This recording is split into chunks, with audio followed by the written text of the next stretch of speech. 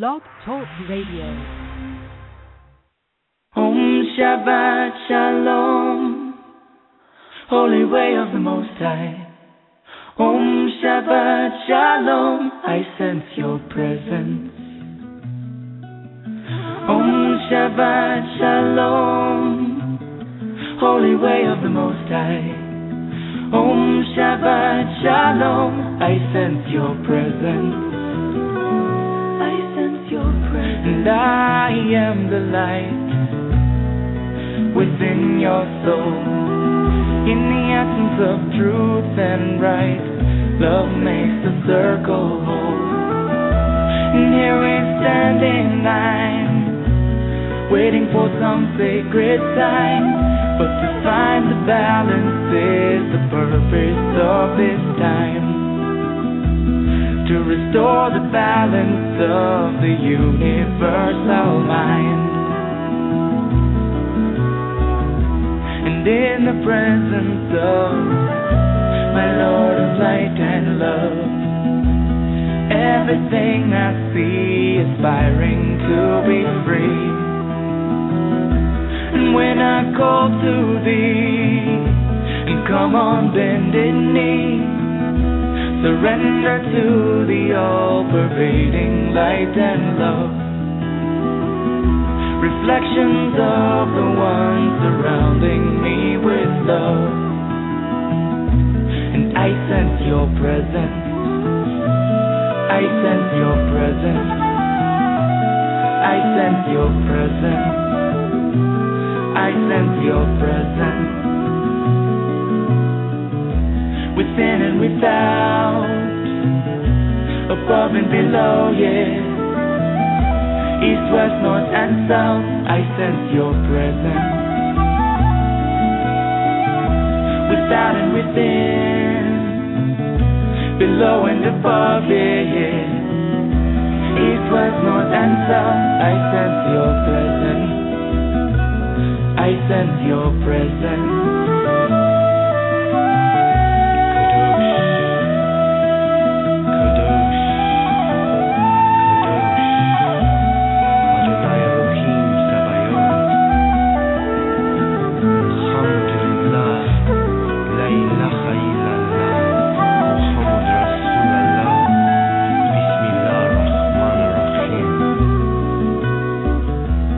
In the presence of my Lord of light and love, everything I find in tune with the divine. And here we stand in line, waiting for some sacred sign. But to find the balance is the purpose of this time. To restore the balance of the universal mind.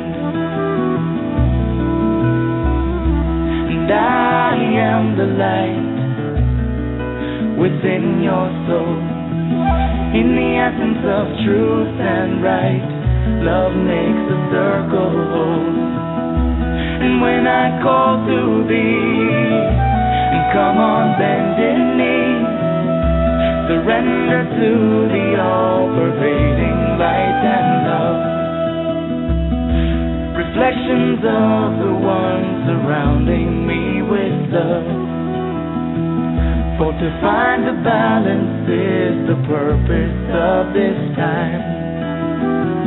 To restore the balance of the universal mind.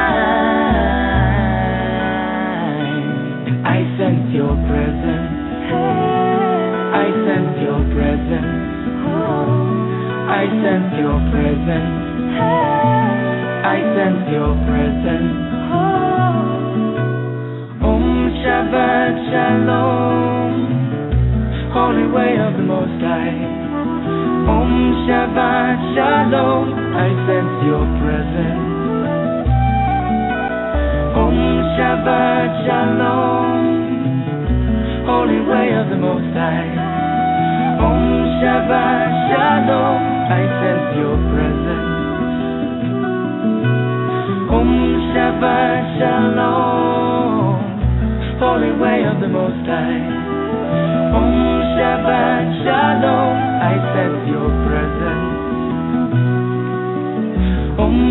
Shabbat Shalom, holy angel of the Most High. Om Shabbat Shalom, I sense your presence. I sense your presence. Hi, this is Linda Diefenbach with your Inner Transformation Tip number 1.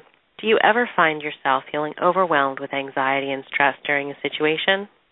To help calm and soothe yourself, simply place your hands over your heart and take a few gentle conscious breaths to help calm your energy, soothe your heart, and bring you back into a place of stillness so that you can move forward.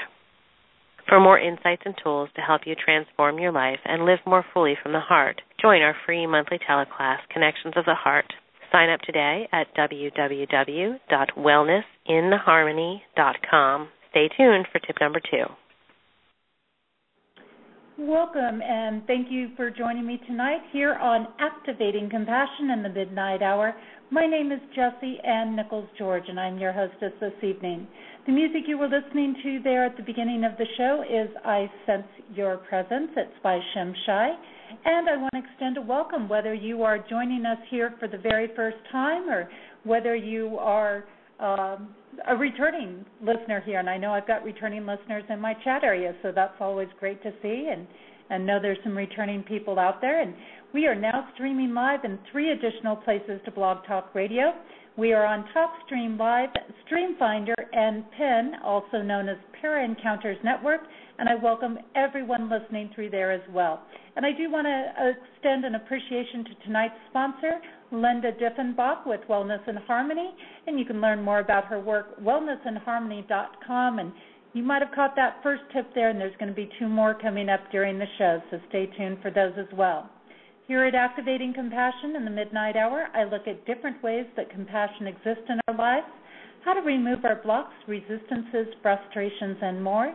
Some weeks I will be discussing different aspects of how compassion is in and affects our life and the different areas of compassion. And some weeks we're doing more exercises and practical implementations. And many times I've got fantastic guests on the show, and tonight is no exception to that with Bill Farr coming on. I'll be highlighting also some different musical artists along the way. In the past, last year, I had the pleasure of bringing on Stephen Halpern and Peter Cater, and I'm working on a couple of bigger names this year as well, so you'll have to listen and stay tuned for who else might be showing up this year. Now, in my own work, what I do is focus on helping people find and use compassion in their everyday lives. I've created the Genesis Clearing Statement, and if you missed that, you can catch it in our archives, back on the Main Street Universe archives when Kevin Baird, another one of our hosts here, did a fantastic interview with that on me. And I've authored 4 books. The most recent are You, Me, Life Dreams, and its companion workbook. And then the first 2 books I put out, Activating Compassion and its companion workbook. In addition, I've created the Compassion Tour, which is a multi-state nationwide tour, including workshops, retreats, seminars, book signings, and fundraising events, and getting ready to have a couple of events and things going on out in the California area, everywhere from Laguna Beach to the Cambria Central Coast region of California. So you'll have to pay attention to those. And actually, you can follow some of those things both on my website, JessieAnnNicholsGeorge1.com, and then also all the other live events at JessieAnnNicholsGeorge.eventbrite.com, and I believe both of those are at the bottom of the show description for you. Now, just a reminder, if you enjoy the show this evening, make certain that you tell your friends and your family, and, you know, there's all those great people out there in the social media world, and you just never know who is going to need to hear what we're doing and maybe catch the replay or the archives or things like that. They can do that as well, but whoever you feel share it with, again, it's probably going to touch a life out there without you even knowing it. And they can catch the archives. They can use the same link to get into the show that you use to get in at your convenience. And they can also go to my Activating Compassion Facebook page, facebook.com/activatingcompassion/notes, as well as my website, which is at the bottom of our show description. And I keep all the archive shows there. In addition, Main Street Universe shows are also available as a podcast at iTunes, Podcast Garden, TuneIn.com, and You can also find most of the shows up on my YouTube channel, and usually within 24 hours I've got them up on YouTube following the show. So pretty quick in getting that done. Now, a little thing before we get started tonight, those that have listened in before, you know that I love to delve into the 72 Names of God by Yehuda, and he's a Kabbalah master, and he works kind of the same way I do. He likes to take these big, giant principles and concepts and bring them down into our everyday language where it's tangible for us and accessible to us. And I'm going to find a little message from Yehuda tonight. And these messages do go on my Main Street Universe page under my tab there. They're usually up within an hour after the show, so pretty quickly in case you want to go back and review them during the week. And let's see what Yehuda has for us tonight. The message Yehuda has, the common name of God that he's got tonight for us, is lost and found. And the little thought with this is, when you want to find your way back home, and the insight he provides is, there are times when we find ourselves off course in the journey of life. We feel lost, bewildered, confused. Life becomes an endless labyrinth, and we don't even know which way to turn. I think this is really appropriate to tonight's guest so far, because he's going to be talking about personality types and relationships. And, you know, a lot of times people feel a little off course in relationships, or when they get out of a relationship, or when they're searching for a relationship. So I think a lot of us relate that to wanting to find that sense of home there. Now, the meditation Yehuda gives here is, with this name as your compass, the path towards your spiritual home is illuminated. You regain your bearings. With every step you take, and with each moment that passes, you feel comfort, confidence, and a stronger sense of direction. Now, the way this name is pronounced is Resh Aleph Hey. It's called Resh Aleph Hey, and the common name again is Lost and Found. There you have it. Again, that'll be up in about an hour after the show on my website, on my tab on the Main Street Universe section there. And little thought here before we head off to break, just to kind of get us in the mode for tonight, and our topic here for tonight is finding a partner is strictly destiny or karmic related. Why is it that opposites sometimes attract and sometimes repel? Is it easy or challenging for you to find partners that you are truly compatible with? There is no doubt that there are many things that people think about when wondering if they are compatible with someone or not. Certainly, there could be many factors involved, and as an integrated development specialist, I do believe that there are many times multiple pieces involved in things.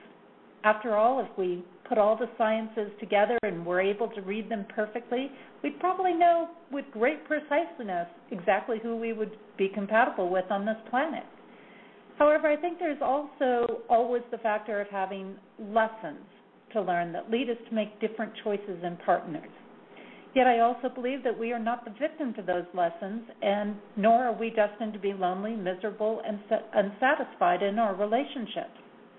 In fact, I feel that we are meant to have wonderfully rewarding relationships, yet there are still those that choose consciously or unconsciously otherwise.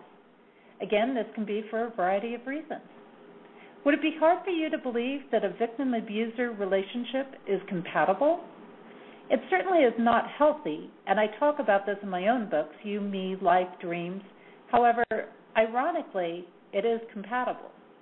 On the other hand, you can have two people with wonderful personalities and dispositions that still are not compatible. When I look at this, is it any wonder that we get confused when trying to find and maintain a relationship? Bill Farr has laid out 10 essential things that need to be present in a relationship. And don't worry, we are going to be talking about these a little bit later in the show. For it to be emotionally healthy: acceptance, affection, appreciation, approval, attention, comfort, encouragement, respect, security, and support. And I wholeheartedly agree with these factors. he talks about people playing the role of being either entitled or supportive in relationships. When we look at this with compatibility, this is where even though two people may be compatible, it still may not be healthy. So a highly entitled person can work with a highly supportive person, which is what we often see in abusive victim relationships, yet still not have an emotionally healthy relationship. Bill also presents 6 pillars for a healthy relationship. And we're going to talk about these during the show, too, so you're going to learn all about these. Know yourself, committing to a personal development and growth, understanding the importance of give and take, using communication skills for cooperation and understanding, practicing compassion and acceptance, and recognizing your partner's expression and acceptance of love and what you can do to offer your love to them. These seem to correlate with several things that I have also discussed in my work. What is interesting to me is how many people are aware of these components and yet do not hold to them as non-negotiables in a relationship, or let someone slide when they choose not to offer and receive these things. This is where I often see people start to turn down the road of frustration, disappointment, etc. There are many that start off really well, then they get lazy along the way. And there is no doubt that relationships will require effort if you want to achieve the rewarding and lasting results. I deal with many clients that have expressed their frustration in finding the right partner. I also oftentimes remind them that is something that is created through choosing wisely, honoring yourself and who you are, knowing what will work and won't, then facing the fears and challenges that come up with loving and compassionate energy. We don't simply start perfect, even though we can have great foundations to begin with. It is something that is developed and nurtured through time. The real rewards come from enjoying the initial excitement, the growing process, and the achievements of standing the test of time. Bill recently reminded me of a wonderful quote from Jalaluddin Rumi. Your task is not to seek for love, but merely to seek and find all the barriers within yourself that you have built against it.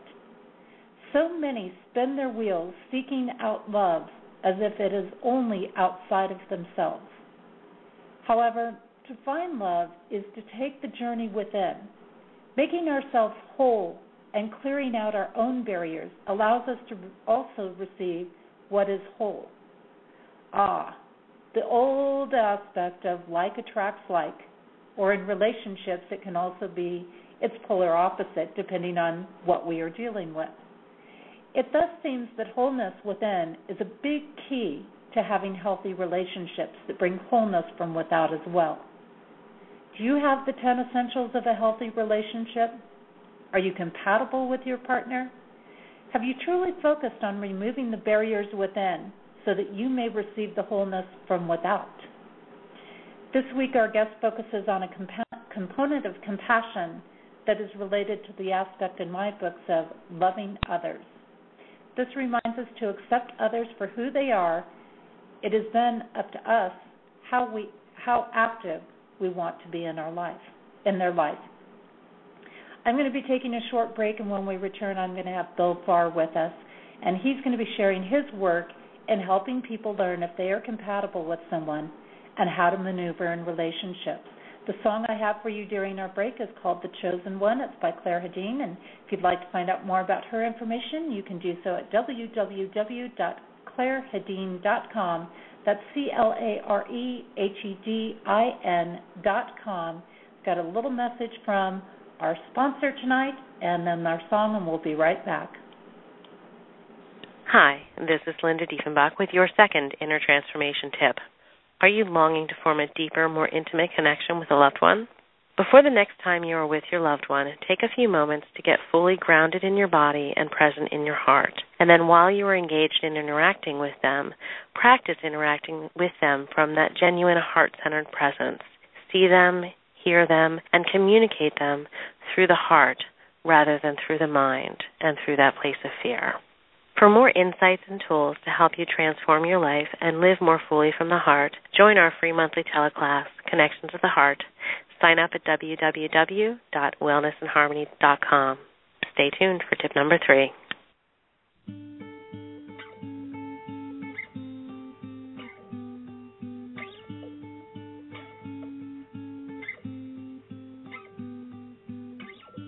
Your eyes shine with kindness. Your hair curls with joy. Your heart lights the bedroom. Your grace fills the sky. You are the chosen one, so bright, just like the sun. You are so blessed be. You are a joy to me. Your name sings the heavens, and nature hears it too. Imagination whispers, creating life through you. You are the chosen whisper, so bright, just like the sun. You fill my heart with gladness. You do for everyone.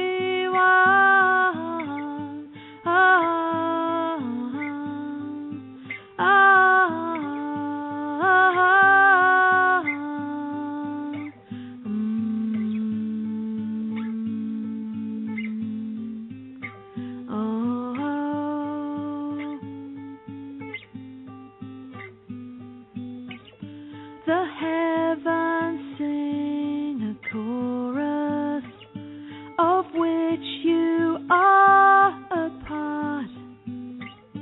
They hear you when you suffer. They hold your blessed heart. You are the chosen one, so bright, just like the sun. You are so blessed be. You are a joy to me. You are a joy to me.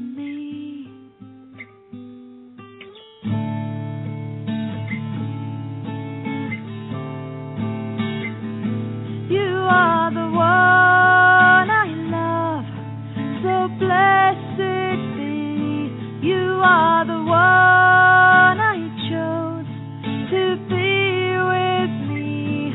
You are the one I love with all my might. You are my joy, you're my delight. You are the one I love, that I adore. You are the one my life was created for. You are the one I love, so blessed be. You are a joy to me.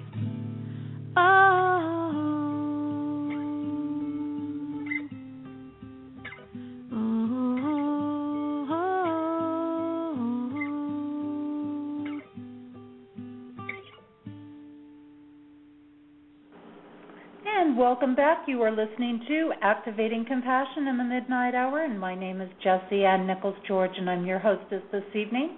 You were just listening to a song by Claire Hedin called The Chosen One, and you can, again, find out more about her work at www.clairehedin.com. That's CLAREHEDIN.com. For those of you in Blog Talk, you can see that at the bottom of the show description there. And again, a special thanks to our show sponsor, Linda Diffenbach. And I do want to mention, she mentioned her seminar that's going on, Connections of the Heart, and I'm actually going to be a guest on that seminar coming up on February 18th. So definitely you can check that out as well, and that's on my website. But I want to get on to our guest tonight, which is Bill Farr. And he is the author of The Power of Personality Types in Love and Relationships. He's a wellness coach, instructor of martial arts and meditation, former kickboxing champion, and professional Argentine tango dancer, that's something that's at my heart. I used to do a little ballroom dancing myself. He has focused his studies on human behavior, studying with well-known Western psychology, Buddhist monks, darn that Mercury retrograde, South American shamans, Qigong masters, grand masters for martial arts, and others. Bill travels the world teaching the principles in his book, as well as meditation and wellness.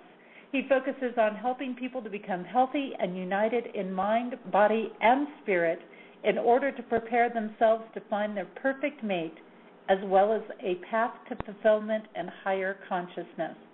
Bill focuses on developing compassion, understanding, and respect for each other based on important differences existing in both intimate and professional relationships. And we look at his work with relationships tonight. So you can learn more about his work at theartofunity.com, and that's also at the bottom of the show's description there. And let me get his mic opened up because he's been patiently waiting for me to get to him here. A little longer than normal tonight. And Bill, it's great to have you here on Activating Compassion. Welcome to the show. Thank you, Jesse. I'm so happy to be here.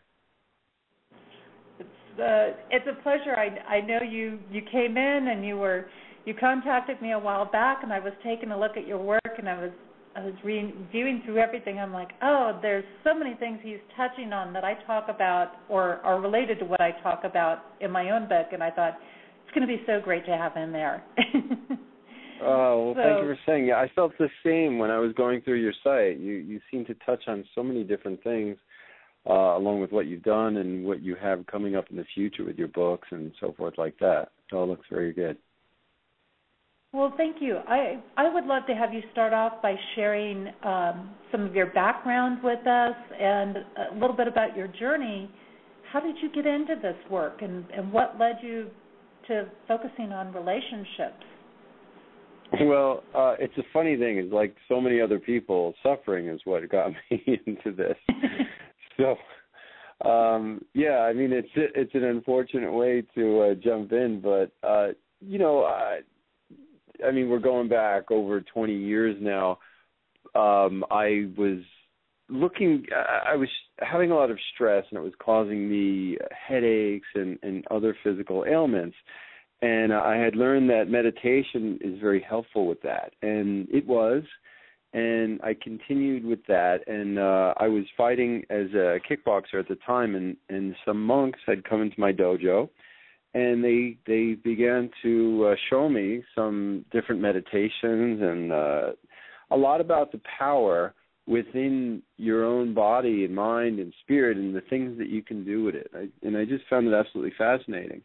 And I continued with that and studying Buddhism, and that led to an interest in psychology. And then I lived throughout South America and met some shaman, and sort of the same thing happened. They taught me healing techniques and all these different kinds of things, and I started to think that they're all very much related, and, it's the idea of mind, body, and spirit. And now in my practice, I have so many people that are experts in different aspects of life, whether it be psychologists or nutritionists, and they come to me for the other things that they're missing. And it's the same as people who've been going to a therapist for 10 years, and they feel a little stagnant or that not much is changing. We'll look into the other areas, like their spirituality or their nutrition, and how that affects so many things. Like people are often surprised to find out that their diet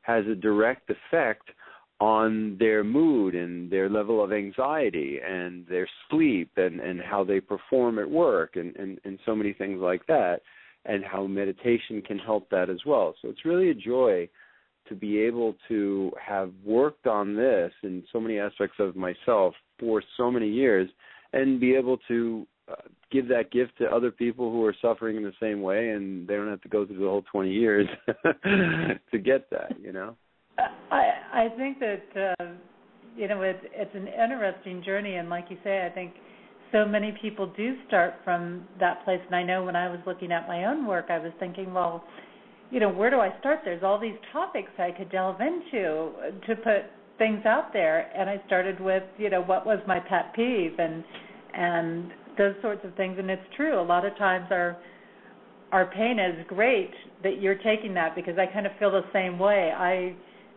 accumulated a lot of experiences along the way to put my book out on relationships as well, and it's kind of like I'm doing this just because I pray somebody else doesn't have to go through as much as I went through. Yeah, exactly. From my mistakes, or I shouldn't say mistakes, but my lessons along the way. Yeah, exactly. It's good to hear you say that, because the first version of my book was 600 pages, and the publishers that I send it to are like, you're crazy. You really got to focus this, and you've got about 5 books here, so decide what is really for you. And I did exactly what you just said. I said, okay, what are my real pet peeves that I've suffered from, and that I see other people have come to me and what they're suffering from, and let me get in those in the first. And it's the same exact thing with my website, which I know you have as well, because you have so many different things on there. I probably have another 50 blogs that I really want to get on there, and I go through them and say what is most important to me and what I think is happening in the world today, and put that out there. It's absolutely awesome.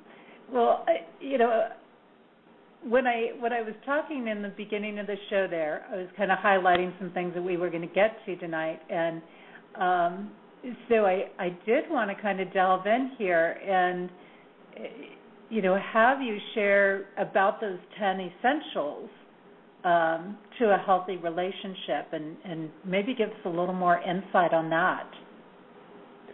Thank you for asking. I'm so happy that caught your interest, because I think it's such an important part. So you mentioned them, essentially acceptance, affection, appreciation, approval, and it goes on. And when I mention those to people, when they read about them, it evokes some response in them. And that could be, oh, that sounds really interesting, or it could be, that's never going to happen in my relationship, so let's move on. So what I realize is the more positive a person's reaction to those qualities are, is the more likely they are of actually getting them. And that's one of the things that working in self-help allows people to achieve, getting to the point of what they didn't expect to previously. So if it doesn't sound like somebody who's listening, it doesn't sound like their relationship or any of their past relationship, that's probably because they weren't looking for those things. Now, although everyone would like all those qualities, what they normally look for when finding a mate or a new relationship is physical attraction or confidence, a sense of humor, somebody who's fun, maybe some unpredictability, these type of things. And don't get me wrong, I think those are very important as well. But without having a handle on what is important for a long-term relationship, like the essential 10 qualities I have in my book, then it's very easy to wind up with someone who has a little bit of charm, or that could be any one of a number of things, like an abuser or a cheater, but certainly not someone you want to be dating. And I can say from years of relationship coaching that many adults don't naturally offer those qualities. They learn to offer them. So in many cases, a person needs to mature to get to that point. And usually that's inspired by finding someone they love who offers those, or wanting to create a better relationship than the one that they've had in the past. So the quickest way that I have found to get those essential 10 qualities is by offering them, and it inspires the people around you. Because they'd also, just like the personality types in my book, they translate to all relationships, whether it be friendships. Family is a really big one that can easily push people's buttons, and they don't feel like going the extra mile. They're not inspired to. And these are something that they can look for and say, that's what I'm going to offer in my relationships, and then they wind up getting them back. Yes, that concept of cultivating them in yourselves, and I find myself telling that to a lot of my clients as well. go make yourself whole first. Yeah. And be that with other people, and you'll find somebody else that's whole, because it amazes me how many people I get that come to me and they say, well, Jesse, I'm so in love with this guy. He's just the end of the earth for me, and, you know, he's so wonderful, but he doesn't respect me. He's seen 3 other people. You know, he doesn't tell me the truth. He doesn't show up when he says. He just cancels and doesn't call. And I'm thinking, and that's love? Isn't it unfortunate in the way people, you know, have been brought up that that's something that's okay to accept? And, you know, whenever I have someone that comes to me like that, it's painful to watch. You know, of course, unless they're really opening to wanting to know why they're accepting that and how they can change, then it's great to see the transformation with people. But there's so many reasons in working with people in the way that you and I do, is that you say, well, wow, it's so important of how children are raised to have, like, for example, the essential 10 qualities. You know, you give your children respect, encouragement, security, and support, attention, these kinds of things. That's what they're going to expect when they get older, because that's what they're familiar with. And anything outside of that is going to say, whoa, this is not something I want to be involved in, you know? It's so true. And I've had a lot of people on the phone that says, well, I'm going to stay together for the kids, or this or that, you know. And I'm saying, so you want your kids to see you perpetually be beaten or something else? I said, is that really the type of relationship you want your children to have? Is that what you want your children to be? And they're like, well, no. And I'm like, well, that's what you're telling them is okay. Yeah, and it seems a very simple concept to that. And what I've realized in those cases that the people are lying. They're not actually staying together for the children. They're staying because they're too fearful to move on from that. And, you know, in regard to what you're talking about, it's one thing I've realized is so important is to have awareness of the things, the negative things that we've inherited from our parents that they've inherited.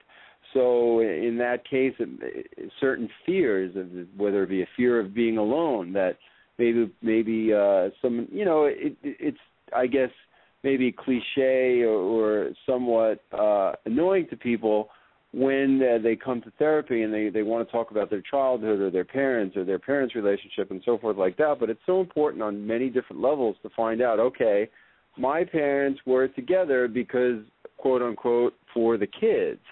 And in actuality, they were either one or both of them were very fearful of being alone or making it on their own, and they passed that sort of thing on to their children. So, yeah, I think it's you know, very important to have awareness of those things. You bring up a great point with that as far as being aware of what we've learned, because I think you can even be in a really good family, for example, but there's a lot of little subtleties that you learn, like, well, it's okay to lie in order to avoid hurting somebody, or, you know, this is just a little manipulation, or there's a lot of things that even in some of the best families are there. Oh, boy, is that so true. Yeah, 100%. And what it teaches children on a spiritual level, which I love so much, all of the things that you have posted and then even you spoke about, in regard to Yehuda in the beginning and stuff like that. But in regard to a spiritual aspect, little things like what you're saying, I believe, teaches children to abandon their instincts. So, you know, if children are saying, you know, what's wrong, and they know something is wrong because they're so intuitive, they're so in touch with that, and the parents are constantly telling them, oh, nothing's wrong, everything's fine, disregard that feeling, then it sort of tells them, oh, my instincts are constantly wrong here, so I guess I should shut them off and not listen to them. And one of the things that I love so much about getting people to meditate is they start getting in touch with that intuition again that they had when they were a child. And so many aspects of self-help are reversing all of the things that we've been taught by our culture or society or our family who are in fear, and getting back to who we really are. Wow, you just hit a big point right there. And it does go hand in hand, because with relationships, without that intuition, a lot of times we start to head into those non-compatible zones, and we start to get into some areas that we don't want to be in, I would say. Yeah, I mean, especially in regard to abusive situations like you had been talking about earlier with, people come, what part of that person feels like all this abuse and this person isn't calling me and they're seeing 3 other people? What part of that feels like love? And it's always so interesting to me when we get to the bottom of it, when I have a person like that come to me and wow, this is where all that started back when you were younger. And what's nice about finding the reasons why, because it's not always necessary, but what I've noticed is when they figure out the reasons why and how they're exactly duplicating something in their parents' relationships that they never wanted, how easy it is to release that pathology or negative behavior pattern and move on without any scar tissue, and further not create another relationship like that. It's like, we've all known, and I'll be the first to say I've done many times have been with not only the wrong person for me, and that's what led me into focus on relationships, but have repeated the same relationship just with a different person. And it's like, how did this happen again? And helping people through that is feels great. Yeah, we do. We do tend to repeat those patterns till we figure it out. Yeah, I've done that enough in my life. Now, you also, in your work, mentioned that there's 6 pillars and that you feel are, really needed in a healthy relationship. Can you expand a little bit more on those? Sure. So in my book, The Power of Personality Types in Love and Relationships, I go over these 6 pillars that you're talking about and then which chapters relate to them. So just to mention them briefly, knowing yourself is the first one. So this has to do with what you bring to a relationship. It has to do with the way you express yourself and what you look for that inspires you and makes you feel like you're on your path in life. So, for example, if somebody's an initiator and they like to be leading and initiating and taking risks and doing things like that, it might not be a great idea to get with another person who does the same thing, because it's like 2, say, alpha males or 2 leaders being together. They could possibly have a lot of conflicts. So, for example, it might be better to be with someone who fits not the same as you, but like a puzzle, 2 different pieces that go together very well. And that would be somebody who's very supportive and wants to get behind your ideas and very creative and add new things to the ideas you have. So that's the first one, of knowing yourself. Second is committing to personal development and growth. So as we've been discussing, there are so many reasons and ways that people allow their pathologies or their negative behavior patterns or their fears to get in the way of who they really are. And that especially in a relationship, it's like being under a microscope for all of your fears and insecurities and all of these things.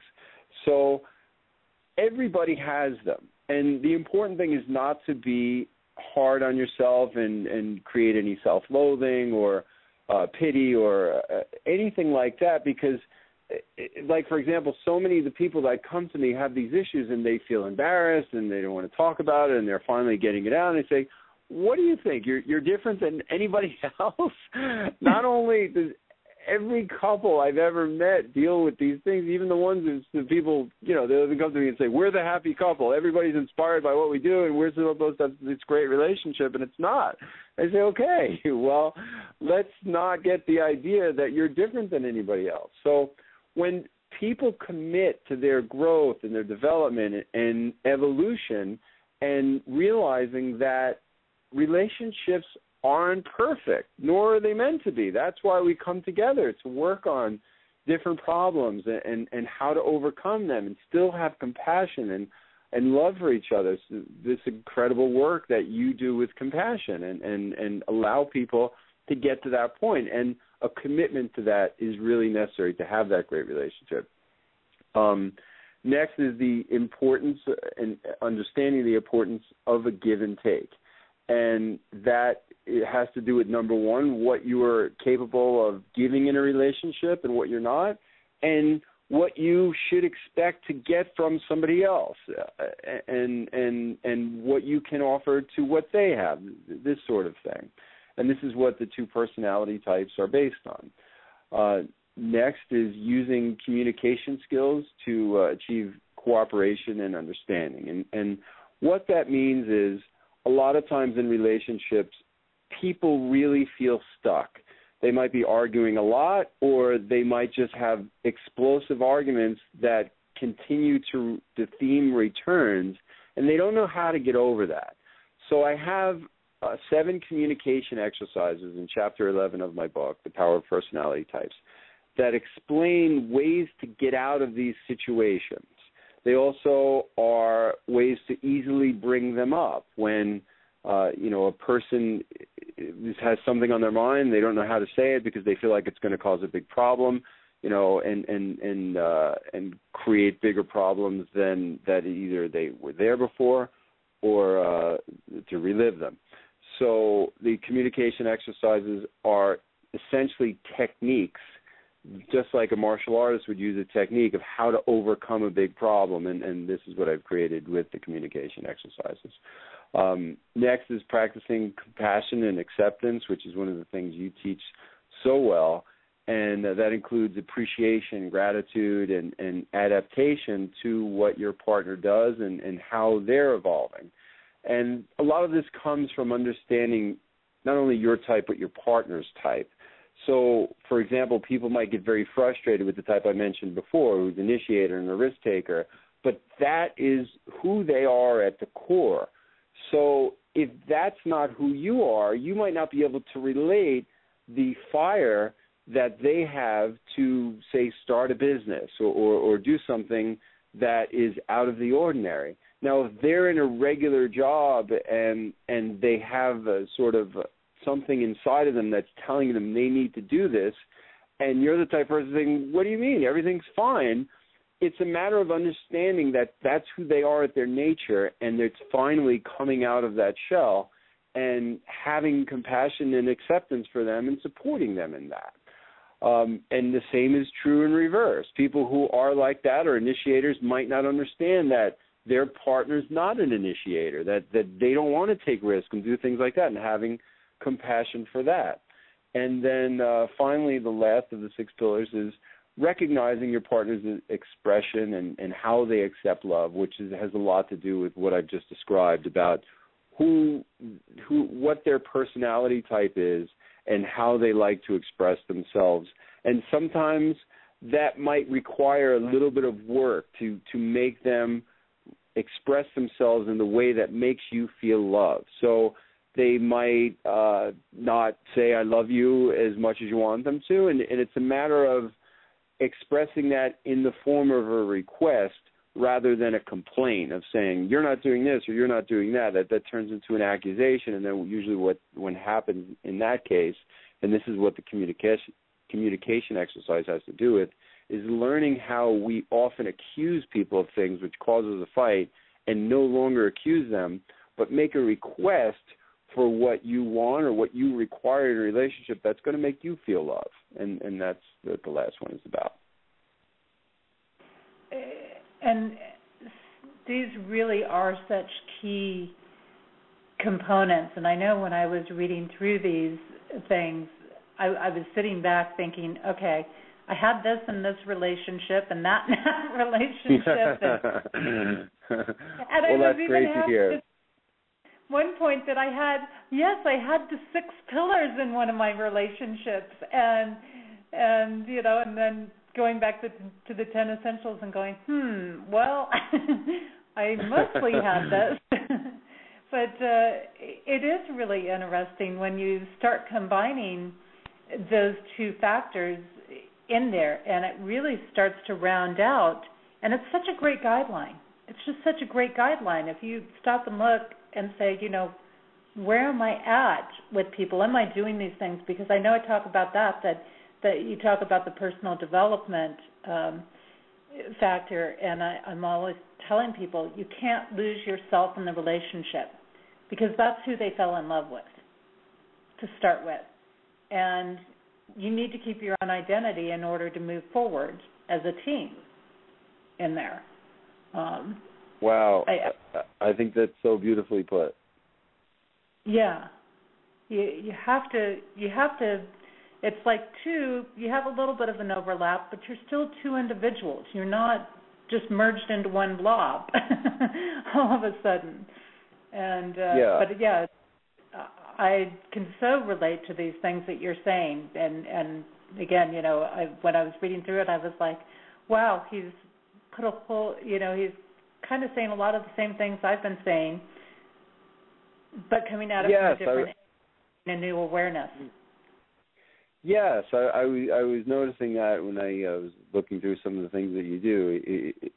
Exactly, it's just maybe a different technique for that and so forth. And essentially what those are awarenesses that as a person begins to read my book, they'll say, oh, okay, that's one of the things I need to be aware of, not so much that they need to memorize a technique or learn it. And the idea of creating the personality types and the styles was to be very simple so that after someone learned who they are, they would easily know who they would need to look for because there's only one other type. Now, there's healthy and unhealthy versions, so it extends a little bit deeper, but many of the other personality type books that I read, I really enjoyed them while I was reading them.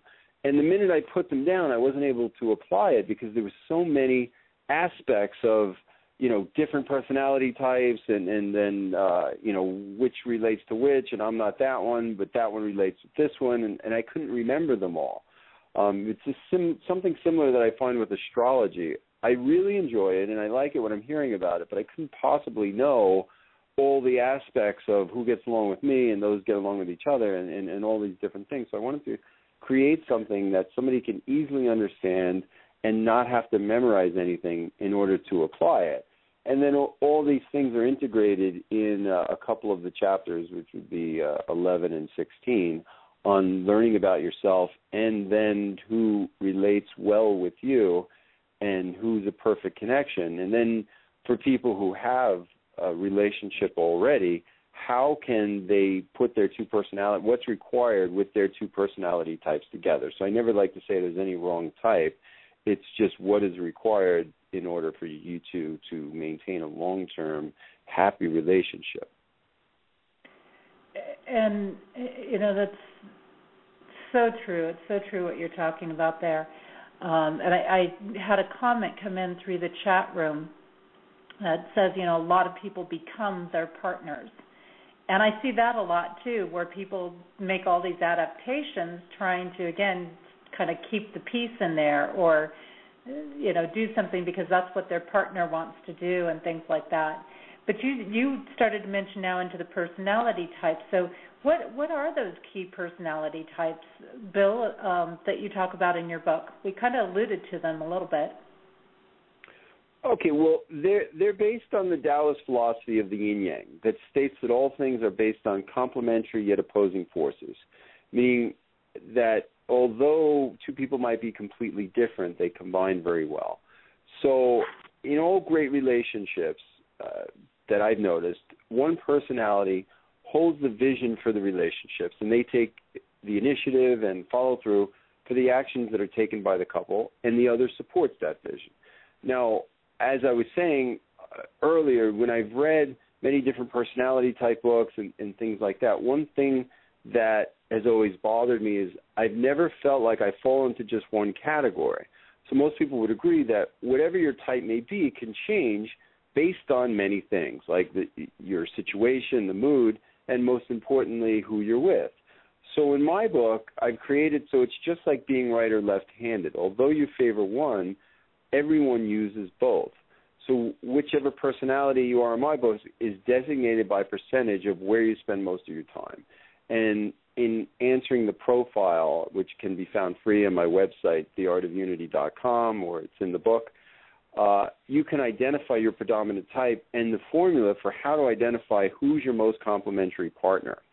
And couples that don't work out to be a perfect match could have power struggles or compete rather than complement.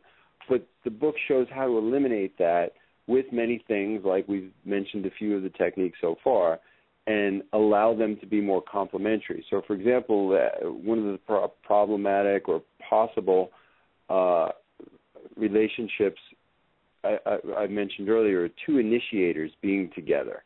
So one of the things that allows two initiators to be together is in the essential 10 elements is respect and appreciation. So that boils down to big things or the smallest of things of, say, I really wanted to go to this restaurant tonight, and the other person saying, no, well, I really wanted to go to that one. If those people have total respect for each other and appreciation, it will be very easy for one of them to move off their position and say, you know what, I'm very happy to do what you want to do because I love you, and I know that we'll get to go where I wanted to go the next time. So it's a tiny example, but it works out the same way in bigger things. Just as two leaders being together, if you can see they have a lot of respect for one another, they'll move off that position. That is so key, and I actually went through your information there and went through your profiling to see, because I was curious where I was falling, and I was thinking about that very thing. I was thinking, at a different time in my life, I would come up in a different place in the scale, or in one relationship or a different relationship, and I could see that fluctuation between it. So I do really love that you, again, emphasize that there's no right or wrong, per se, factor there. And I think, too, we probably, based on the person we're with, because I know, for example, in some relationships I've been in a very supportive role, although that didn't mesh really well with me completely, to be too supportive in the sense of not having my own life or my own decisions there. But then I've also seen in more recent times where I would come more into that entitled side a little bit, because it would be, I'd feel more like I needed to step up and be a little more assertive in things. Or as I've gone to be more and more self-employed, to where I'm totally self-employed now, that there's a certain amount of assertiveness that naturally comes out. Yeah, thank you for saying it's a great point that you bring up in many of them, because what happens, say, for example, a person comes out when they take the test, they wind up being 60% support. Now, their perfect match would be somebody who's 60% entitled. And what a 60% support means is 6 out of 10 times they like somebody else to take the initiative and say, okay, here's what we're going to do tonight, and then we're going to go here, and we're going to do this. But if that starts to happen too much, they get a little anxious saying, okay, I want to know that I can make some decisions here and you're going to be okay with that. They don't just want to be taken care of all the time. They want to take some initiative. And that's why somebody with a percentage within 10 or 15 points of yours is somebody that could work very well. Now, as you're saying, they change throughout different points in our lives. In our 20s, we might be very entitled and always want it our way. And as we get to grow older, we might want to find a partner that say, okay, I only want to do the things that makes somebody else happy, or I only want to even initiate those things that make other people happy, so that you know that you're getting constant feedback and support, and hey, you're doing a great job. You're really able to express your nature.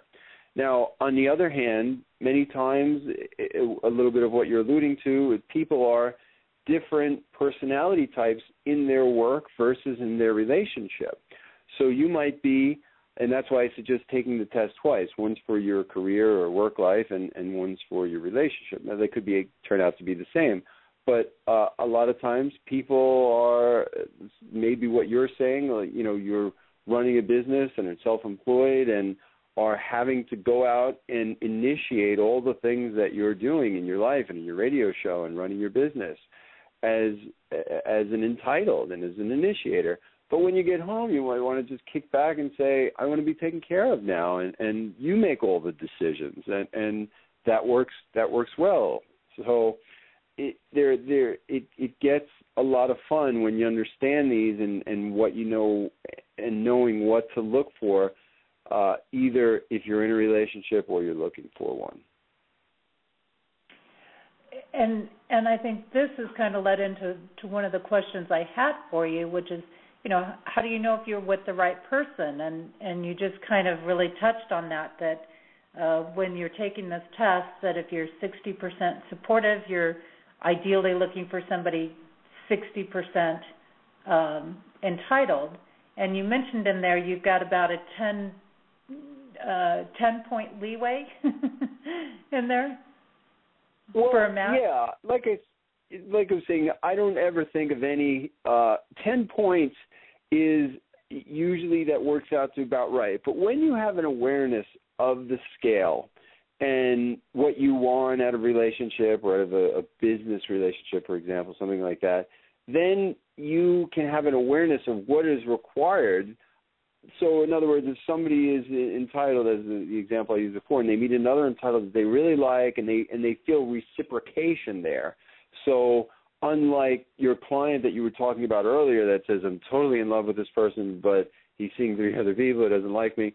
So when there's reciprocation and both people are in agreement, you can say, okay, here is in the techniques what it says that we are required to have in our relationship. So clearly that person is what I would consider a selfish entitled. It sounded like a guy who was seeing other people and not, showing her any respect. So that's not going to work because he doesn't have the main requirement of the essential 10 is respect. So that relationship, I would do everything I can to cut off, as I know you probably are, and teaching her as to why she needs to realize that that's not acceptable. So when there's reciprocation, I never like to think of any wrong combinations. And in matching them up, there's many different possibilities because of the healthy and unhealthy versions. And one of the ways that I like to match them up is by talking about mirror and complementary relationships. And mirror relationships are couples who are very similar to one another. And these are people that come together because they relate very well right from the beginning. But these relationships are characterized by a lack of growth. Now, they can be very soothing to be with someone who's very similar to you, whether it be background or your same type. But, for example, complementary relationships are those of 2 different types that force growth upon one another. So in one of the examples I used earlier, an initiator is someone who's taking risks, and they're what's known as entitled. They're taking risks, and they're moving forward, and they're getting out of their comfort zone, whereas to a support, that's very uncomfortable. But because these 2 people have found themselves together, they are going to be growing exponentially because the other person's so different. It's essentially like if 2 people from completely different cultures were together, like, somebody from Asia versus somebody from America. There's such clear differences, and if they're able to respect and love one another, they're going to grow so much based on that. Now, both of these combinations are okay as long as each person in the relationship is happy. Now, for example, in order to make a mirror relationship more expansive, each partner would have to provide growth to the relationship. So that might mean taking a class on meditation or dance or reading a self-help book, whatever the couple needs to do to find growth that's not naturally happening in the relationships. And so it's essentially moving out of their comfort zone.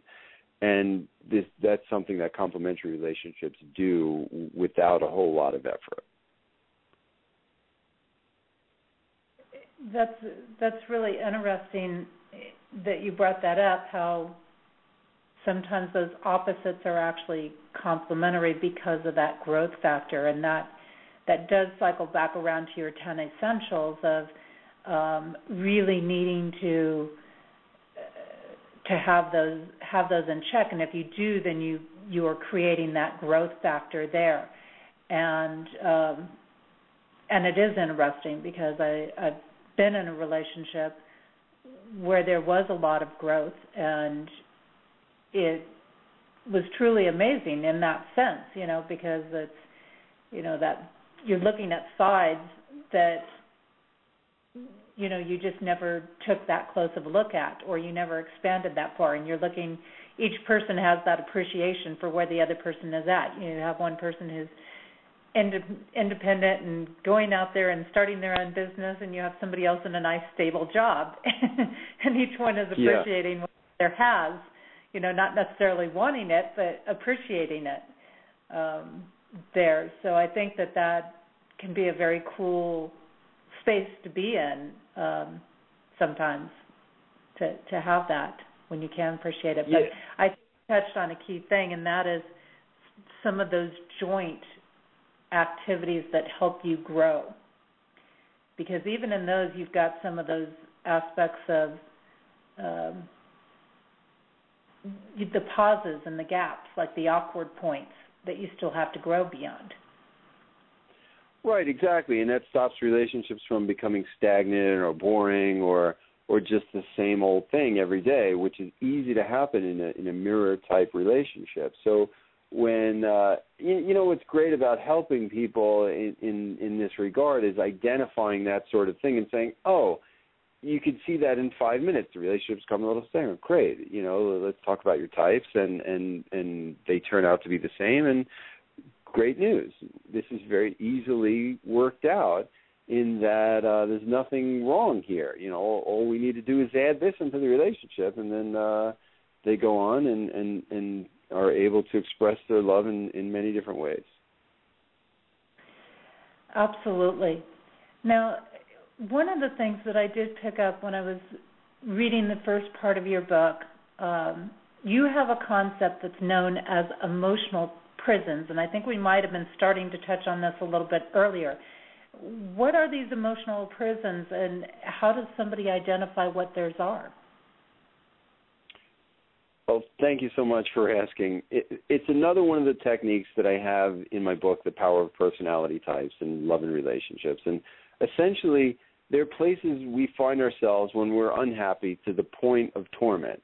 And it creates suffering for ourselves that carry over into our relationship. Now, we've all experienced accusing our partner of something that we later found out was completely untrue, that we spent way too much time wrongfully proving to ourselves its validity. So they're based on fears and insecurities, which is something that takes us away from our fun-loving, inspired self, especially in a relationship. But great, now that you know that about fears and insecurities, what do you do? Because they're not easy to find. And identifying your emotional prison is a technique that I used to show people when they're not acting themselves. So to give you an example, it's a place of strong negative emotion that could be jealousy, or a person that says they don't matter to anyone, or they are in love, something like this. And they start accusing others of things that are really their own issues. So if a person's jealous, they might start accusing somebody of, you're cheating on me, and I saw the way you look at that person, and this and that. And if they realize that that is crazy and their partner would never do something like that, and this is part of knowing your partner and being honest about it and not being in any type of an abusive relationship, physically or emotionally, then they can say, okay, I'm in my emotional prison now, and this is an issue I need to get over, and it's not my partner. And it happens in many little ways. It's just exaggerated, like I said before. It's like under a microscope in a relationship. Just to give you a quick story, I was in a restaurant a month ago with my girlfriend, and we're sitting there waiting for the waiter to take our order, and we're starving, and we're waiting a half hour, and it seems everybody's been in this situation that the waiter's bringing the food to people who have come in after you, and they're stopping at every table but yours, saying, "Is everything okay? Are you enjoying your food?" This and that. And we haven't even given our order in yet, and I'm so frustrated. And I just said to my girlfriend, at this point, I hope he doesn't take our order so I can storm out of here. And she laughed and she said, "You're in your emotional prison, aren't you?" And I just released it then. I said, absolutely I am. And the way you know it is because one of the reasons is you don't want what you actually want. So imagine I'm there to get food and I'm starving and I'm saying, I hope he doesn't take my order. It seems that, a lot of people have been in that situation. Now, compound that into a relationship where you have fears and insecurities and love and all these other things, it can create a disaster. Absolutely. And I think this is very relatable to a lot of people out there that are listening about this, because I think everybody has been in those emotional prisons, whatever they are. I think sometimes it's hard to identify them. I think there's a lot of times that we don't want to admit it. And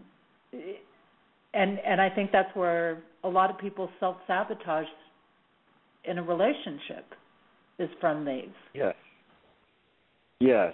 And it's just like you said, they're very difficult to understand when you're in them, and that's what I have broken down in the chapter 16 is fears and what yours may be and where they come from. And these emotional prisons can be triggered in an instant. But if you know what yours is, and you become familiar with this, and this is why so much of self-help is about awareness of yourself and in a relationship of your partner as well. When you have awareness of that and you can break it down and say, oh, there I go again, I'm not going to go there because I don't want to suffer. It's like I try to explain to people for so many reasons, like offering the essential 10 qualities, offer them for selfish reasons because you won't be suffering anymore. And you're going to start getting back reciprocation. And that's part of being aware of who you are and working on yourself to evolve so that not so much for anybody else, but so you don't suffer any longer. And if you look at it essentially at the heart of things, what we and so many other great teachers are trying to show people is the ability to avoid fear and find love, which is real easy to say, because it breaks down to those two different emotions. It's either love or fear, but it's hard to find those fears because we've spent so many years hiding them, and we've had so much help from other people, like our parents, like we were saying earlier. People are taught to abandon their instincts, and then this translates into their relationships as they get older. I'm glad you brought that back around, because when we lose our sense of trusting our instincts, my experience is that we oftentimes end up living in our fears. And once we've lived in our fears for so long, we don't even realize we're in our fears anymore. Yes, boy, is that the truth. And it's compounded by layers of avoidance and distraction and ways that our ego decides this is how I'm going to overcome this instead of facing it. And that's why people wind up in a relationship that you described earlier as, okay, this is so clearly abusive to everyone else. What's the reason I'm staying in this? And as you start breaking down the layers, and unfortunately, if a person doesn't do that, when they wind up finding a great partner, they're not able to reciprocate all the things that they wanted to have in a relationship, so they wind up losing that person. So it's one of the very important reasons that I try to encourage people to work on themselves, so that, if they are looking for a relationship, let's find the best one possible for your personality type and who's a match for you, but let's be ready for them when they come along, because we don't want to see them just go right by us.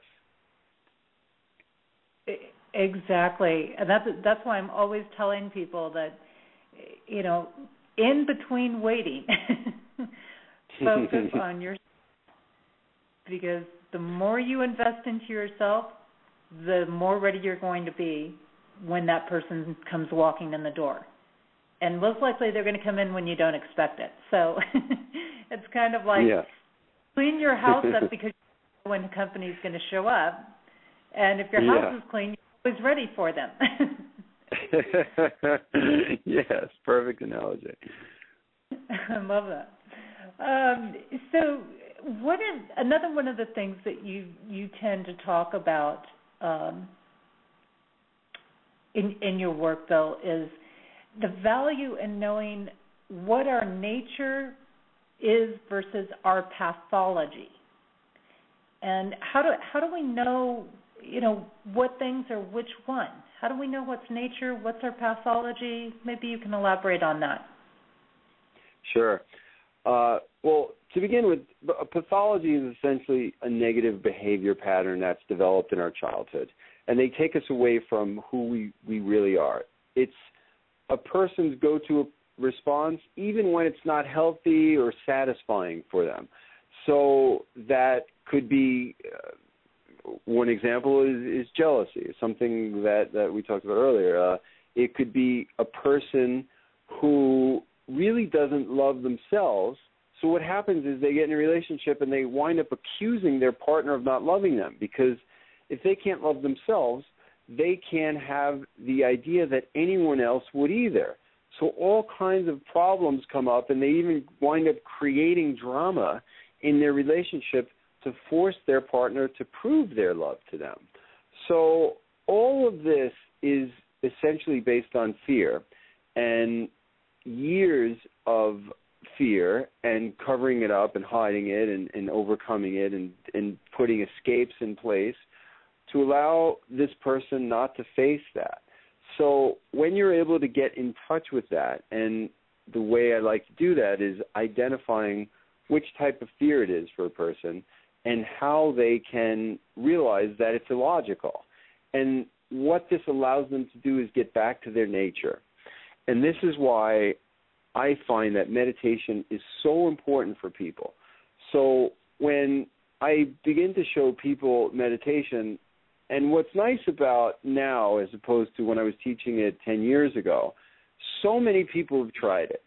And at this point, a lot of people will give me the reason why they're not doing it on a regular basis, because there has been so many studies with so many great places like Harvard University and Stanford and all these places that are proving overwhelming benefits of meditation, even as much as improving your IQ, your creativity, lowering pain, all these amazing things. But getting back to your question regarding your nature versus your pathology, what happens when people first sit down in meditation, a lot of times they tell me they can do it because they couldn't quiet the thoughts in their head.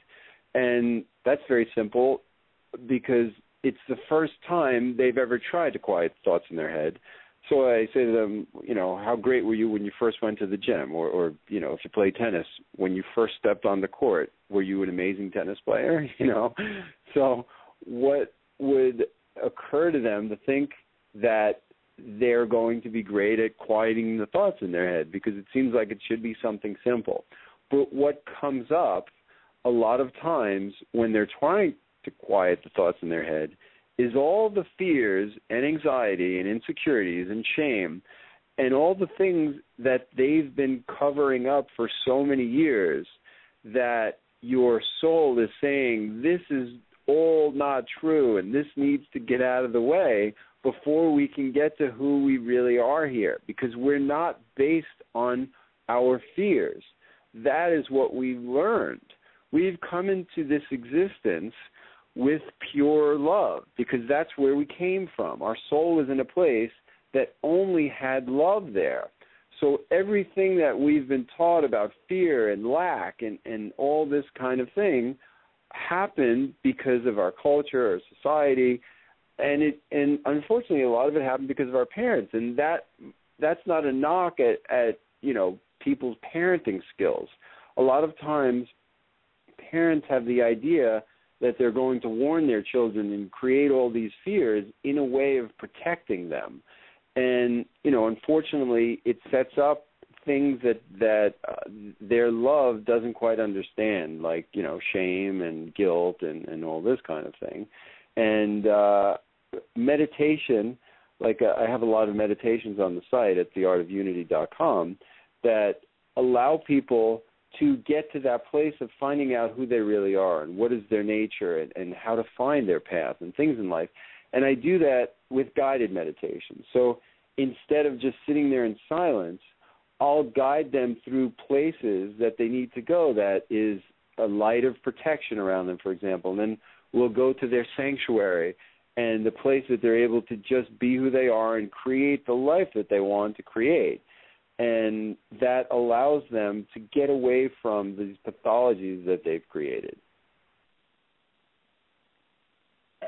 And this is so important too. And I know that there's people out there that are thinking, but I'm really, really happy with myself. Why won't they still? Why is what's keeping people from letting me know that they care too, or things like that? I know that comes up, but as you're talking, I'm also thinking to myself, wow, from the very beginning of life, we're almost dealing with fears of abandonment. And there's a parallel there because, we make the choice to come into life, and yet we're feeling, by coming into life, we feel abandoned by divine spirit. Like, hey, where are you? I got born into this life. I'm doing work. Yeah. And you left me. I don't feel you anymore. I think there's maybe even a bigger pathology there that we're born into. Yes, and I think that's absolutely there and has a lot to do with the idea of free will versus wanting that, say, spirit, higher self, or spirit guides to say, what is it that I do here? And one of the things I've learned about that is that it's better to learn to go fishing rather than to have somebody hand you a fish. So, in regard to that, it's another thing I think meditation is so important for, but also just related to what you're saying is we've learned. It's easy to look at a child now for anywhere from the ages of 4 to teenage years and look at their parents and are just overwhelmed with love and just the idea that your parents are the biggest and the best and the smartest and they know everything and that person has so much love and trust in those parents, and anything they tell them, they're going to believe 100%. And a lot of times that goes right into your subconscious mind, and you don't even realize what you're creating with. And it could absolutely be out of lack and fear, and this is what pathologies are. And meditation is one of the things that can help us get out of that. And in regard to, what you're saying, I think is so important as well, is the idea of connection with spirit. There's so many ways that in our society and culture that there are serious blocks put up from that happening. One of the number one ways is the fluoride in the water. So, there's all these studies coming out now proving how absolutely unhealthy and deadly fluoride is for you. But one of the things that it does is it cements or puts a layer of mineralization around your pineal gland, which is your connection to the higher self or to your spirit. And what it's important for people to know is how to get that fluoride out of your water and how and why it's important not to use toothpaste, for example, with that in it. And for exactly those specific reasons, I have 2 homemade, all-natural, remineralizing toothpaste that can allow that to your pineal gland to break open. And even Harvard University recently did a study that they found out an average of 15 points in children, 15 IQ points. The fluoride lowers that. And this is why I think it's so important to have all aspects of mind, body, and spirit. So, okay, I just want to meditate and get in touch with my spirit. What does the food that I eat have to do with that? And this is a perfect example, one tiny little thing, and fluoride, and what is happening to your spiritual life because of that. It really is amazing, these different pieces, and you kind of transitioned where I was going to go next with things, which is on your website. You talk about so much more than just relationships, and that, other things such as our health and nutrition and meditation, obviously, which we've been talking about, and I'm very pro-meditation, and play into relationships. And I believe this, too, because I know from my own experiences, what's going on with my health directly affects my emotions, which directly affects how I'm going to deal with somebody else. If I'm depressed or cranky or not feeling well, I'm not going to deal well with somebody else. But it's just a natural response, I think, in a lot of ways. But you have a lot of really cool products. Maybe share a little bit about some of those things, because you've got some things on there for earthing and dealing with EMF frequencies and all kinds of stuff. Yes, thank you for saying. So my site is theartofunity.com. It's sort of like a play on the art of war, but the opposite. And it's the idea of uniting people in relationships as well as your own mind, body, and spirit. So I have videos showing how people can get very inexpensive products, like you mentioned, earthing, for example. A lot of times, like I'm in New York right now, and it's absolutely freezing, and they're getting all the snow, so you can't get out and touch the ground of the earth. And now the shaman have told me 20 years ago how important the connection with nature and touching the earth with your bare feet is. And if you look at all native cultures, the Aborigines, the Mayans, the Kogi, American Indians, they all are either barefoot or they'll have these leather-soled shoes that keep the connection to the earth. And what they have recently found scientifically and proven, that when you touch the earth with any part of your skin, but especially your foot, because on your foot exists what acupuncturists know as your K1 point. It's a part that connects to all of the nervous system throughout your body. And when you touch the earth with that, whether it be sand at the beach, walking on grass, cement can keep the connection going, dirt, or you touch a tree or something like that. The earth is a giant ball of free electrons, and it provides those electrons into your body. So your body's able to suck those up. And this is why people know this. This is why when they walk down the beach, they wind up feeling great. And they don't know why. This is one of the reasons. If you're not able to touch the earth, you can get what's called an earthing mat, which plugs into the third hole in your electric socket and connects you essentially to the earth. That's called the grounding socket. So, and you can test it to make sure it's hooked up properly. Other things might be, for example, is avoiding the incredible amounts of electromagnetic frequency that we are exposed to nowadays, whether that be from computers or Wi-Fi or from cellular phones. So in an effort to educate people as to why it's important to know these things exist, I have all these videos at theartofunity.com to show them. So, and they're come with, I always make sure that I provide solutions as well. So it's not just, okay, we have this terrible problem, go deal with it. What I have is very simple ways to absolutely eliminate the electromagnetic frequencies from your phone. There's some cases on there that you can put on your phone that put that away. But if you don't want to get that, just talk on speaker when you're on your phone. And especially don't allow your children to speak on the phone, holding it directly to their head. Just to give you an example, the iPhone and BlackBerry, both of them in their instruction manual say, do not hold this to your head. It is against FCC regulations. So when children hold the phone to their head, they absorb far more radiation than adults do because the skull of a child is different. So there's a great movie on that called Beings of Frequency that you can watch for free on YouTube. There's a link on my site as well in the Cellular Phone blog that explains exactly what's happening when you put a cell phone to your head and what it does to your brain and all this kind of thing.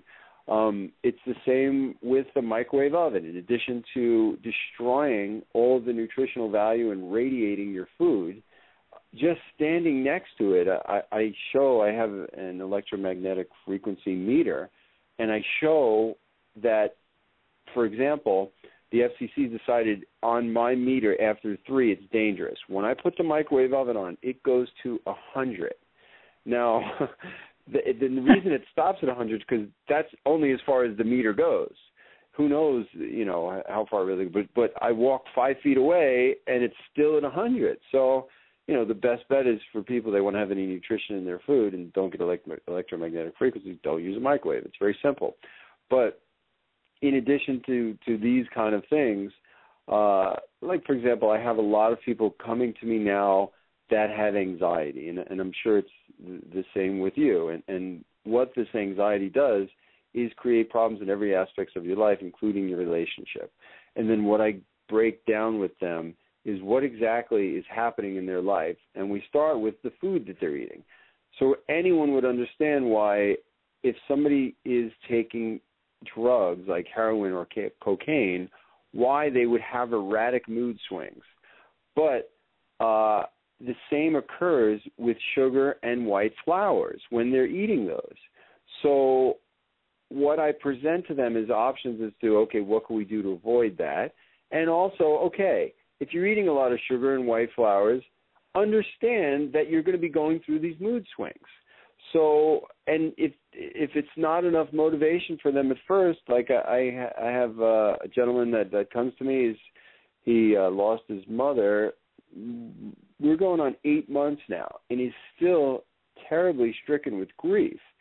And I said, okay, let's talk about, the amount of pasta. He's Italian, and, pasta is a big part of his diet and stuff like that. And I say, like, okay, and then he'll eat dessert after. I say, okay, when do these, because it's not always, but the anxiety comes upon him at certain times, and now, like, after months, he's starting to realize, yeah, I realize it comes either within, 12 hours of me eating this pasta and stuff like that. I said, yes, because your body, if you were on heroin, you could understand how you have these mood swings. And this is what's happening to you because your body is either getting it or craving it.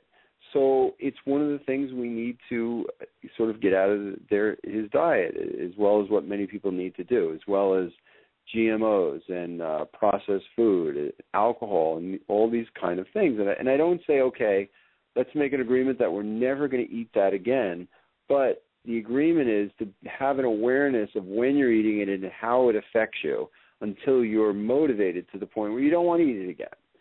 And certain things might be worth it. Like, we don't have to have pasta in every meal or dessert in every meal. Okay, if you're at the best Italian restaurant in New York and it's worth it and you want to try their tiramisu, go for it.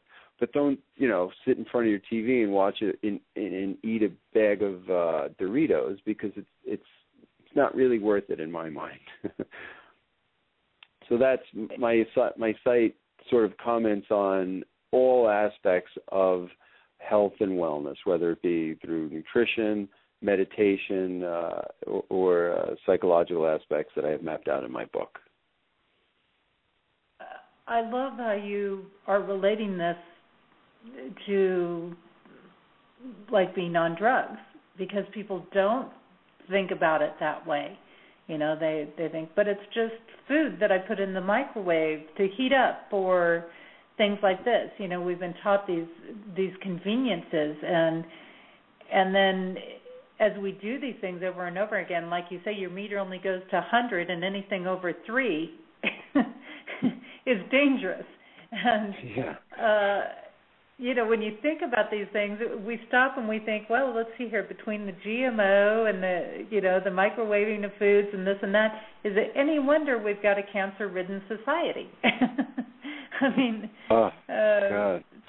It's kind of a no-brainer when you put it together of these different things. And like you say, paying attention, because there are a lot of things where the body's just not processing multiple things. So if you're microwaving pasta to cook for dinner, by the way, good combination. It is. It's just amazing, those little pieces that we don't think about that are part of our everyday life in there. And you look at the people that just have the cell phones and stuff wired to their head and their hand and all of these things, and it's really a tough thing. It's like, just drop it on speaker and go those routes.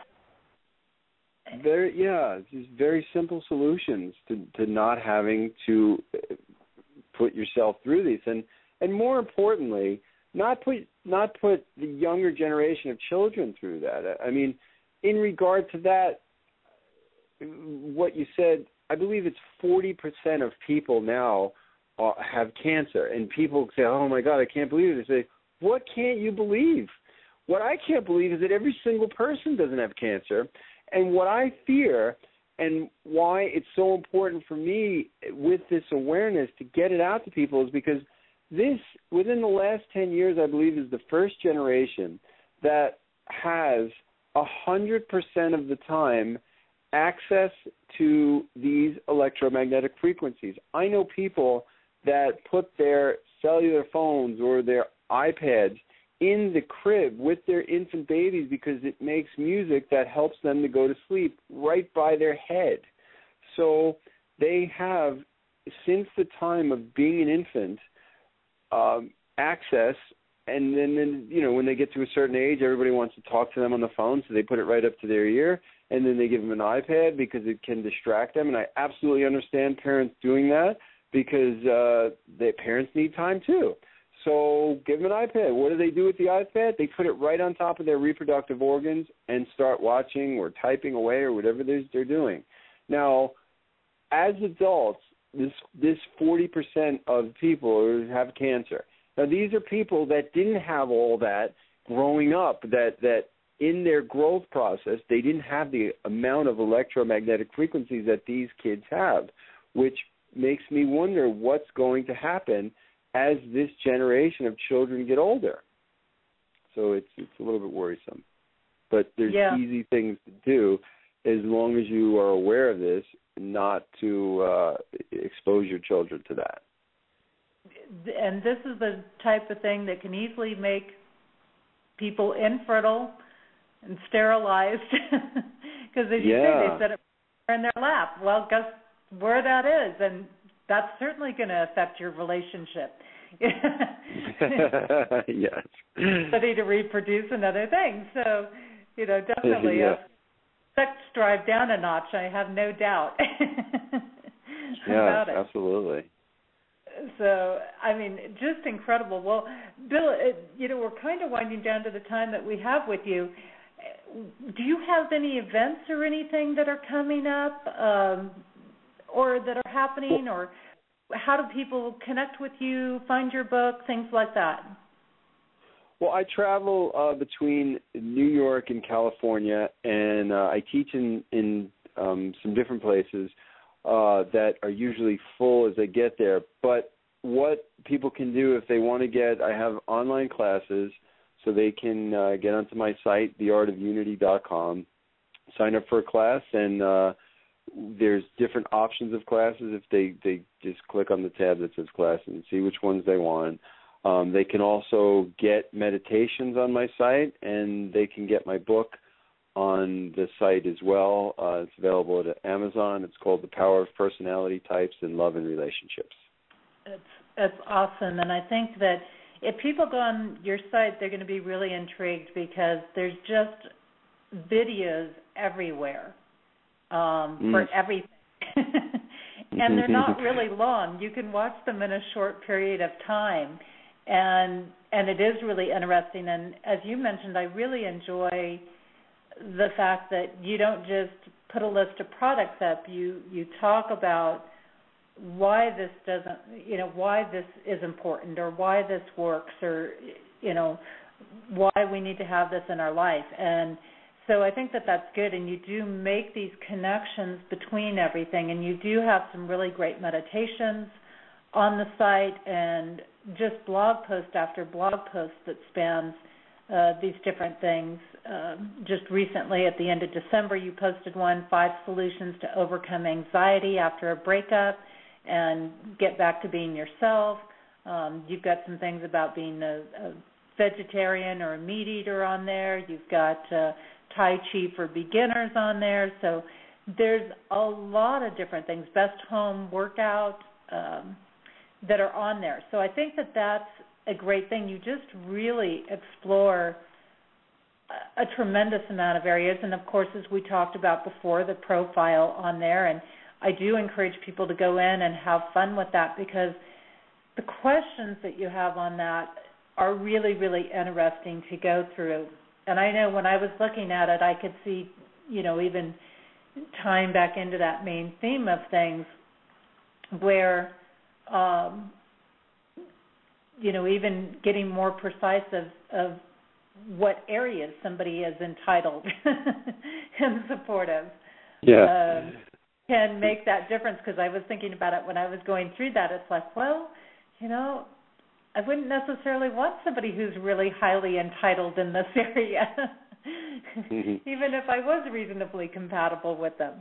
So it can be a really fun thing to go through. And, I definitely want to appreciate the information you've been sharing tonight, because I think that this has been wonderfully helpful to our listeners, and I think there's been some really great things that have been covered that have been very, very beneficial to people as well tonight on here. Anything that you want to say to wrap up your topic tonight? Yeah, I mean, one of the things that I think is so important for people to know, that one of the worst experiences a person can have is to be unhappy and not know why or how to get out of the situation causing that.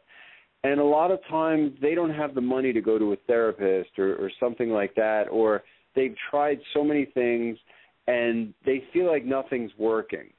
And what I try to do on my site is to provide enough free information that will allow people to try so many different areas. And that could be their diet and nutrition, what supplements might particularly help them for their brain, and the idea of doing Tai Chi is something. Where would you go? I'm not going to China to learn that, so how can I learn that? So basics of doing that, and how it can absolutely change your life, and show people and to identify what they can do to become more happy. And what I would say to somebody in that situation is to try meditation and try Tai Chi and improve your diet and do all these things, because it's so absolutely worth it when you get past that point of you're no longer suffering or unhappy. You say, oh, thank God I was able to overcome that. And then at that point they're able to contribute and help others who have been in the same boat. So I highly recommend checking out the site. Everything just about on there is free. It's theartofunity.com. And I welcome any commentary from anyone or questions or anything like that. Awesome. Well, it has definitely been a huge pleasure to have you here sharing your work tonight and sharing everything with us and giving us your time. And I can tell you stay very busy, because I just look around that site and go, man, is he busy putting stuff together. Thank you so much for saying, Jesse. And I really have to applaud you and the beautiful work that you're doing, helping people and overcoming issues in their life that they don't know where else to go. And the work you do with compassion and the books you're writing, everything, are so impressive. And I'm thrilled to have you as a contact and honored to have been on your show. Thank you so much. Well, again, thank you very, very much, and definitely, who knows, one of these times when we just may connect in person and, that would be great. See if we're in the same place at the same time. I know I'm headed to California soon, but all right, I don't know if I'm gonna... it would be great. Well, definitely. Thank you very much, and next week on our show, we will have Michelle Mayer, and she's going to be discussing her work in ISIS love healing. So this is going to be a really interesting new thing to check out. You'll definitely want to tune in for that. And don't forget, we've still got Linda Diffenbach's third tip coming up here before the show is over, so you want to stay tuned for that as well. My books on relationships have been released. You can find the links to check those out and purchase them on my website at www.jessiannicholsgeorge1.com. And they're designed to help you activate the perfect relationship for you. You will learn how to find, develop, and maintain your perfect relationship, and you'll learn how to understand what your partner is thinking, feeling, needing, and how to communicate in ways to strengthen your relationship and avoid the drama. I just released several events for 2014. Matter of fact, 8 events in total over the next year, and you're going to love checking those out. JessianNicholsGeorge.eventbrite.com, and those are all tied into the seasons of the year, like the solstices and the equinoxes and the moon cycles and the planetary influences, and it all comes together in these events, and they're very open and fluctuating. You have your choice of taking them for 1 or 2 days on there, and definitely you can find out more about the work I'm doing with compassion. Connect with me, check out my blog, purchase products, services. I've got video tips up on my website, find ways to connect with me, catch the archive shows, see the courses that I have going on. Those are all up on my website at JessianNicholsGeorge1.com, and there's a great section on there also for Main Street Universe where you can follow all of our hosts, catch all the upcoming shows as well as our archive shows, and learn a little bit about the people that are part of Main Street Universe here, and that's all listed at the bottom of today's show description.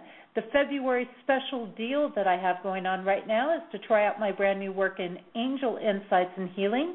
And this work will be wonderful for helping you identify and get clarity on what you need to be doing, get focused, handle what is challenging you, make changes, even overcome physical difficulties, and help us to move beyond what is heavy and pleasant and comfortable in our lives. And everyone has multiple angels ready, willing, and waiting to help us out. And these sessions help you with all of your challenges and frustrations by providing insights. So oftentimes in these readings, I have different things that I look at in there, looking at the patterns, some of your information, like birth information, and various things like that. And we find out which ones can provide healing and balancing and forward motion in your situation, and bring you back into the divine truth and presence. So even if you're just simply making changes and you don't have any big issues going on, it's good to have those angels bless us in those ventures and decisions and guide us along the way. So that's all happening. You can find out about that on my website as well. And don't forget, we've got several shows here on Main Street Universe throughout the week. Sunday nights, we have Darren Becaire, who's a reader at Madame Laveau in New Orleans, doing spiritual insights. Monday nights, we actually have a new person on, and I'm sorry I didn't grab the name right off the top of my head, but he's really interesting. His name is Randy, and he does Vedic astrology, so that's really going to be very insightful to delve into. We also have on Tuesdays Susan Weed, who's sharing her work in herbs and natural plants. Wednesday nights is our flagship show with Daniel, Janice, and Brett, discussing different topics. They had Margot Adler on just this past week, so that was a really great show to check out, and you can do that in the archives. Thursdays, Queen Mother Amaku, who looks at Egyptian culture, and Fridays lately, Kevin has been doing his show on Fridays. Kevin Barrett, walking on the sidewalk with his Horizon Oracle Journeys deck, a deck that he created, and you can learn more of that deck at templeofgaia.com. And, of course, Friday nights at midnight, which is actually Saturdays on the East Coast, Activating Compassion in the Midnight Hour. This is Jessie Ann Nichols George. I want to thank you so much for being here tonight. And again, thank you to all of our listeners, not only on Blog Talk Radio, but also those streaming live on PEN or Pair Encounters Network. StreamFinder, TalkStream Live, as well as those that are catching us in our podcast at iTunes, TuneIn.com, Podcast Garden, all these great places, and also those that are catching the YouTube version of our show. I extend a special thank you also to tonight's sponsor, Linda Deffenbach with Wellness in Harmony. And again, you can check out her work at wellnessinharmony.com. And again, I've got that tip coming up, that third one for you. So stay tuned for that. I look forward to seeing you back here next week as we delve more into activating compassion. Don't forget that if you've enjoyed the show this evening, share it with others. It's going to be available at the same link in our archives.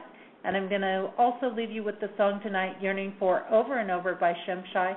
I thank you so much, and I look forward to seeing you again next week right here on Activating Compassion in the Midnight Hour. May you enjoy the rest of your weekend and have an absolutely amazing week. Hi, this is Linda Diefenbach with your third inner transformation tip. Are you feeling discontent with yourself or some aspect of your life? Do you want to get clear on where you are and where you want to go in your life?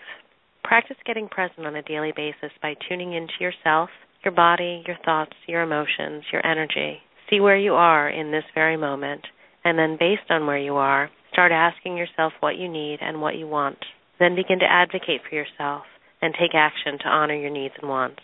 For more insights, tips, and tools to help you transform your life and live more fully from the heart, please join us for our monthly teleclass, Connections of the Heart. Jessie Ann Nichols George will be our guest for our next class on February 18th at 7 p.m. Eastern. Sign up today at www.wellnessinharmony.com. Look forward to seeing you there. Om Shabbat Shalom. It'd help if I get the right things. And yes, definitely join me on Linda's show coming up on February 18th, and there is more information on that on my website as well. Thanks so much, and everybody have an amazing week. And if I could see what makes me blind, I would soar to the edge of my mind, and to touch what seems unreal, just to show you the way that I feel. And we are in time with time, one with the season of change inside. And we are in tune with the tune, caught in a balance of sun and moon.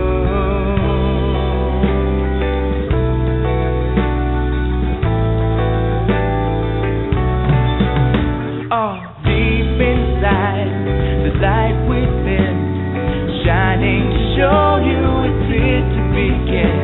When all I have is all I need, I will soar to the edge of eternity. And we see it eye to eye, one within love to be for the divine. And we're walking hand in hand, caught in a balance of God and man.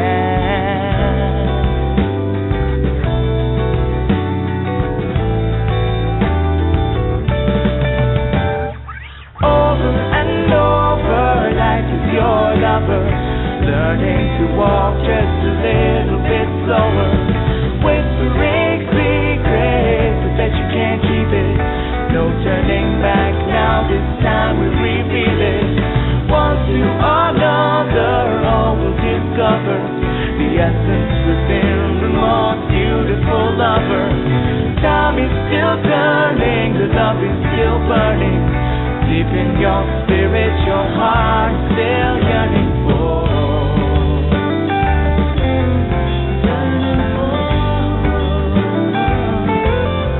Yearning for.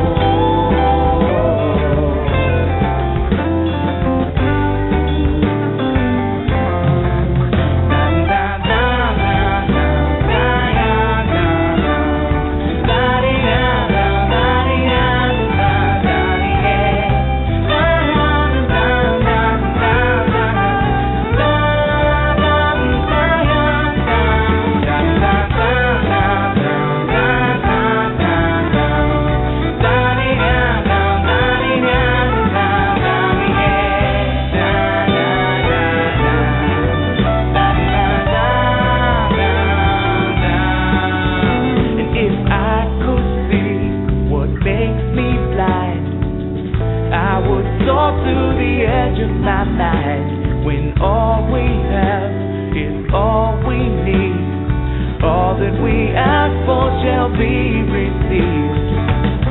And we see in eye to eye, one within love before the divine. And we're walking hand in hand, caught in the balance of God and man.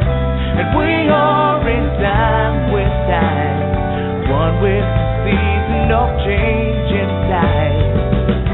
And we are in tune with the tune of life in the circle and love in bloom. Over and over, life is your lover, learning to walk just a little bit slower, whispering secrets, I bet you can't keep it. No turning back now, this time we reveal it. One to another, all will discover the essence within the most beautiful lover. Time is still turning, the love is still burning. Deep in your spirit, your heart is still yearning for. Over and over, life is your lover, learning to walk